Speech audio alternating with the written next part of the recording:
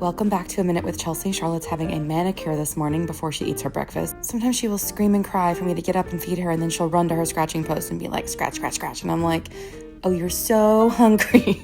As I am doing this voiceover and talking to you, she is licking her little chops because she just had her slop for breakfast. I'm going to go teach Pilates today, but I'm up pretty early, so I started some laundry, and then I headed to Little Rock, and I just filmed a bit of it because, you know, I feel like it's the same stuff every time. This dumbass was in the parking lot. I just have no respect for them. After I finished teaching, I headed to Panera, and I got like a to-go order, and then I went, so everything in like my office, my old office, and the Pilates studio and Panera are all like in the same block, and I have an after-hours key, so I decided to go to my old office and have lunch. I didn't really want to sit in Panera and eat. That's my work badge to let me in the door.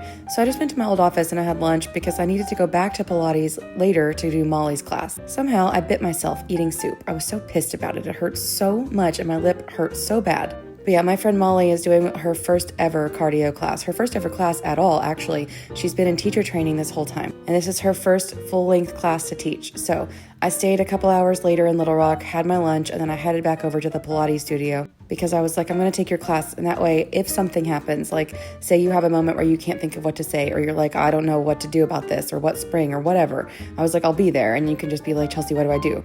Plus, it's just nice to have moral support from someone who's been watching your journey and who knows that you're going to kill it anyway, because she did. It was a great class. I was sore, I'm not kidding, for 5 days because she kicked my dick into the dirt.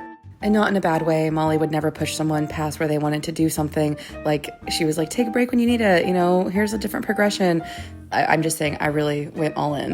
Now that my Pilates schedule is different as of today, like when I'm talking to you in this voiceover, not in the vlog from 2 weeks ago, because it is now September, I now have Saturdays off, which I'm going to feel weird about for a while because of like the paycheck and also the schedule change. But knowing today I'm just talking to you and I'm not at work at 9 a.m. is amazing. In fact, I'm going to go up to the Pilates studio at 11 and take Molly's class again because it was so good. I'm so excited to have a day off. I never have Saturdays off, and now I have every Saturday off forever, and I can't believe it. Also, if you have been watching any of my videos, I have a GoFundMe right now linked in my bio. My friend Katie Heston, she's gone to Yosemite with me, and she's gone to Iceland with me. Her house burned down in some kind of electrical fire. She lost her car, she lost 2 dogs, 2 cats, and she had chickens as well that she was raising. She found out that her insurance policy doesn't even cover her car, so she just needs as much help as possible. So if you could donate even $5, which is the minimum for a GoFundMe,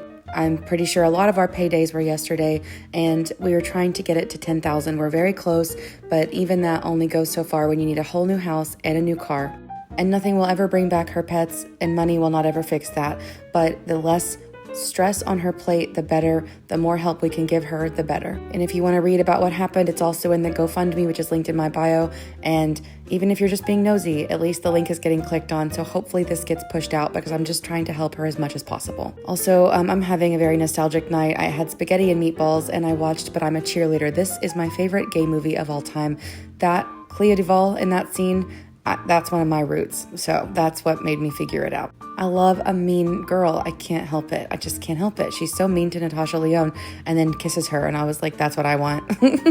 And Natasha, why aren't you just gay? I'm so sick of it. But also I'm kind of mad at her right now because she just announced she's working with like a completely AI company to produce a movie or something. Like that seems to go against everything she is. So I don't know.